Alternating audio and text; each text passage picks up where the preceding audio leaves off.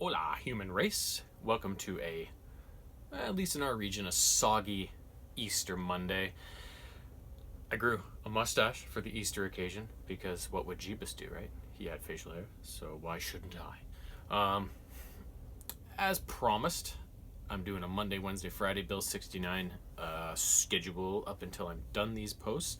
So this video encompasses Bill 69 post number 10, which was originally blogged about it back on November 22nd, 2018. So it came just a couple months after our previous completion. And in this one, we played 3 games that were not super easy, but on the easier spectrum. And that explains why we were able to get it done so quickly. So the first one, and this kind of finished off our run of Disney games that we had been on up to that point. I'm not sure if there's any more that eventually come back into it after. I don't remember, but this could be the last one. So this was a title released on the NES in 1993 and was a sequel to one of the previous games we had played, and it is called DuckTales 2. The plot in DuckTales 2 is eerily similar to the first game, and basically everything's the same.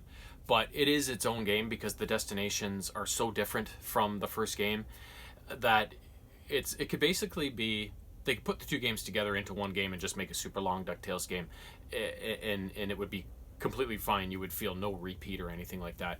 So the story in this one is that Huey, Dewey, and Louie are playing in the basement of McDuck Mansion, and they find this ancient treasure map, I believe it is, from the McDuck this McDuck treasure that's been lost for a long time. And the map was created by Fergus McDuck, who is one of their ancestors, I guess.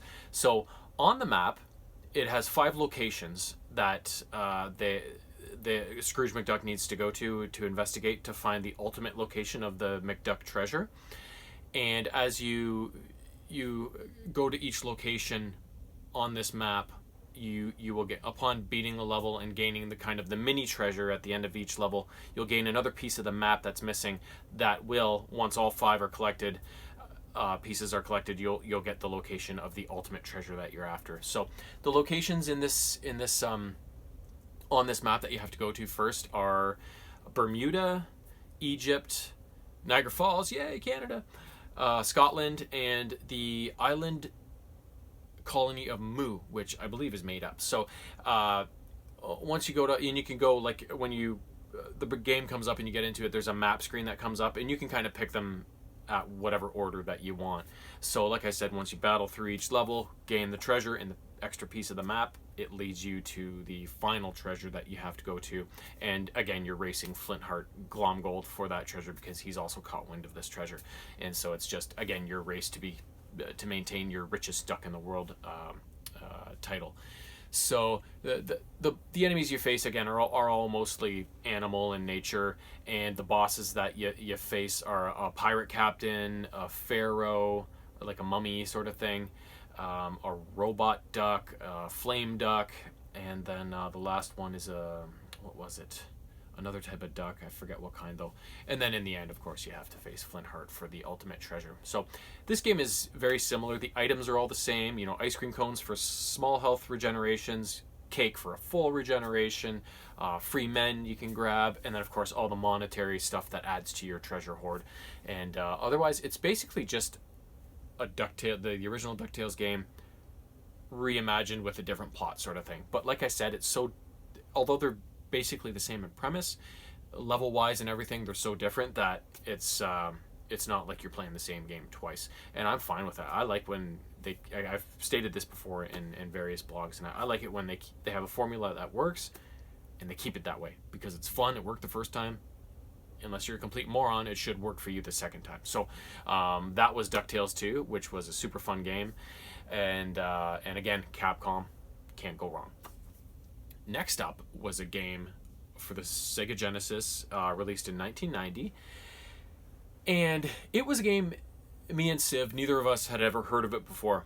And until he got his Dreamcade replay system where he can get all these games on it, that's where he stumbled across it, and he downloaded it, and he played it a little bit, and he says, dude, we got to play this game. And the game in question is called Crackdown or as they say on the title screen, Crackdown.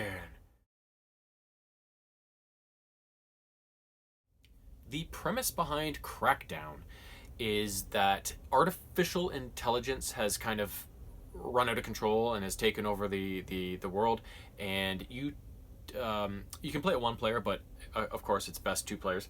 You can take control of these two military guys named Ben and Andy, not Ben and Jerry, and go set out to eradicate this artificial intelligence and save all of humankind.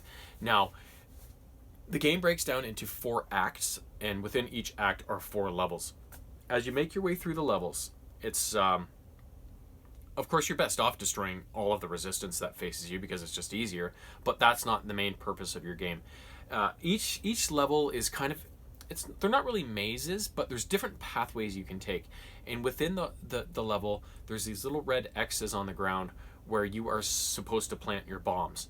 And of course there's a time limit on every level. So you have to kind of make it through, find all these locations, plant all the bombs, and then once all the bombs are planted, you can then exit the level and move on to the next one. Because your main task in this game is not to merely destroy the enemies that confront you along your journey. You're taking down the whole building, and the whole game takes place within this mysterious head of the artificial intelligence, within their kind of lair. And most of the enemies you face, they're all robotic in nature because it is artificial intelligence. There's cyborgs and other sorts of things like turrets and stuff like that. So then, yeah, like I said, there's the only things you really need to worry about are getting your bombs on those X's and getting out as fast as possible so you don't blow up yourself and your bombs go off and all is lost. There are some pickups you can get along the way. Your main gun, you can get ammunition for your main gun, for your rocket launcher. Those are your 2 main weapons, and then you can also get ammunition for your bombs. The bombs you have to be a little more careful with, because not the bombs that you plant, those ones are just automatic, but you have bombs that you can deploy that are one of those like eradicates all enemies on the whole screen. So they're pretty rare, and the game can get pretty hairy, so they have to be used kind of carefully or else it's just a total waste. So if you can make it through all those 16 levels and then confront the mysterious Mr. X, you've won Crackdown. The things we really liked about this game, 2-player, of course. It was so much fun doing it together because you could you each have your own portion of the screen, and you have to kind of cooperate and strategize. Like, okay, you go here, and then I'll go there and explore and make best use of your time to get through each level, right? And the other thing is it features, like Contra sometimes does on the odd level, that top-down view, like Gauntlet and stuff like that, which me and Simon both are huge fans of games like that. There's not many of them. It's kind of an underused aspect, viewing aspect for a game. I really like it. We've always loved those types of games. And that's all Crackdown is that top-down view. So that was another real big plus we had going for it. So it was just a lot of fun and super fun to play and super fun to beat. And I could see that's a game we would go back to, when we're just kind of not doing our Bill 69, but just, looking for something to play and do some gaming. So that was the second game in the century. The third one is, again, another game that I had known about it for years. I'd priced it out online to get the cartridge on eBay and stuff, but it was always too much money. But Civ got it on his machine, and we were finally able to play it. This is another Sega Genesis game released in 1992, I believe, by Konami. Fantastic. And it is Teenage Mutant Ninja Turtles, The Hyperstone Heist. Like many other franchises I picked up on as a child, I became obsessed with the Ninja Turtles when they came out in the late 80s.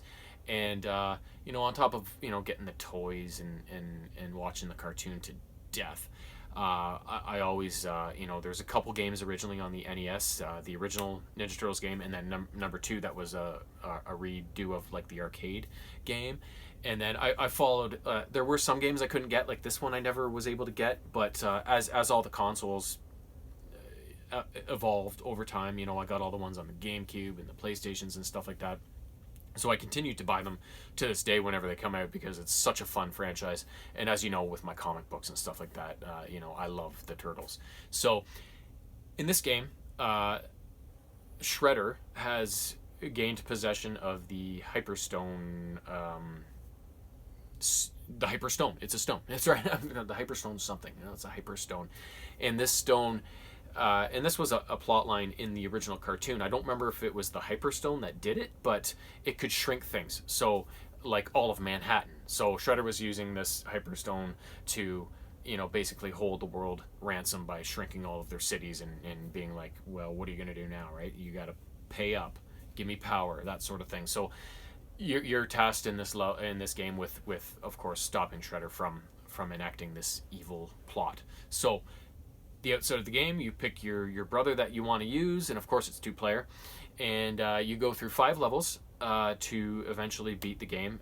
You start off in New York City, both on the streets and the sewers. Then you're on a ghost ship for some reason. Then you're in Shredder's lair. Then the next level after that, the 4th level, is called the Gauntlet, and it's basically a boss rush. So you face the first 3 bosses you faced in the 3 levels prior to that, plus a new one at the end of the boss rush.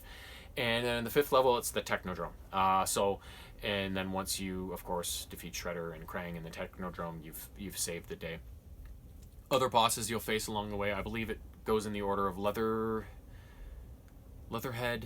Rocksteady, Tatsu, Baxter Stockman, and then Krang and Shredder. And there's a few pickups you can get along the way. They all come in pizza boxes. A regular pizza box just regenerates some of your health.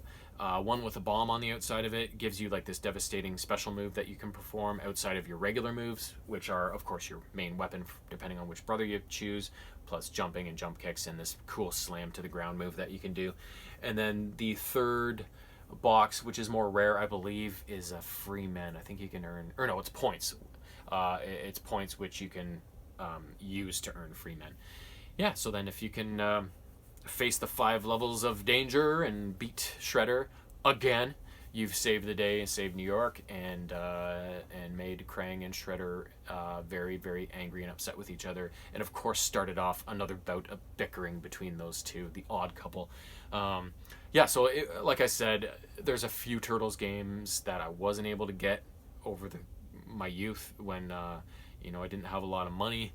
And I had to use my allowance and my earnings to prioritize, right? So who knows, when that came out in 1992, I was starting to chase girls at that point and listen to a lot of music, so it may have slipped my notice, right? So, but it's cool to go back and play. It's cool to go back and replay old games that we played as kids, and then of course discover new games we'd never even heard of before, and then play games that we'd always known about but never had a sniff of, and so to finally put those curiosities to rest, right? So this was a cool blog post for many reasons. Playing a Capcom Disney game which we were so familiar with, finding a new one we'd never heard of in Crackdown, and then playing the Turtles game which we'd always known of but never been able to play. So it was kind of a varied blog post and a really fun one, and a somewhat easier one than some of the other completions we'd done up to this point. So anyways, that is it. Before I start rambling, the 10th installment of Bill 69. Hope you enjoyed it, and I think there's only a few more to go, so up until we're up to current times, and we'll have to make some new ones once COVID has gone bye-bye. So until then, enjoy the rest of your week, whatever you're doing, and we will talk to you soon.